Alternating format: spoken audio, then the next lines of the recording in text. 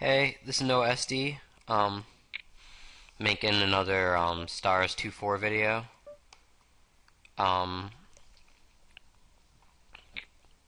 Playing at 5 o'clock on a Friday.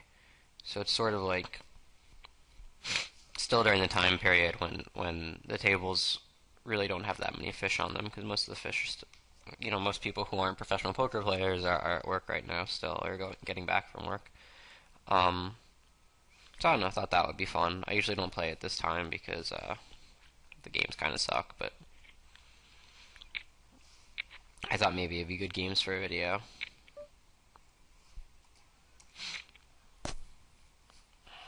This guy limp re-raised me before with Ace King when he was shorter, but I assume that with these stacks maybe he's not doing it as much.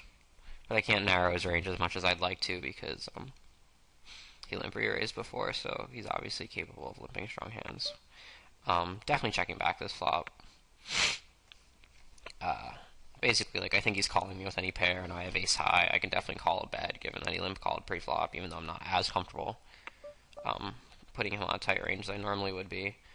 And now I just sort of bet and pray he calls me with something. I don't think checking back really gets bluffed at that often, so it just makes more sense to value bet.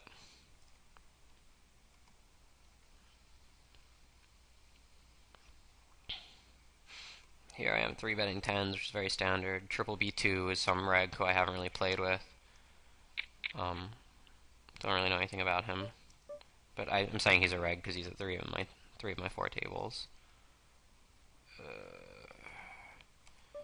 So, one thing that a bunch of my students have been asking me about is how to vary your raise sizing with position. And I don't quite vary my raise sizing with position exactly. I vary my raise sizing based on how often I expect to get 3-bet versus how often I expect to get called.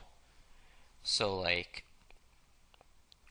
in that spot right there, where I opened on the button last hand on this table, Redargo and Triple B2 were behind me.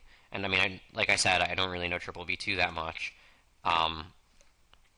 But I know Redargo doesn't call out of the blinds too much, and he 3-bets a lot.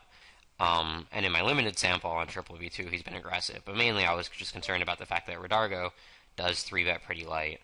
And then so the next hand I opened to 14 because this unknown was in the big blind, and I figured, unknowns tend to be very passive pre-flop, so I figured he's much more likely to call than to 3-bet.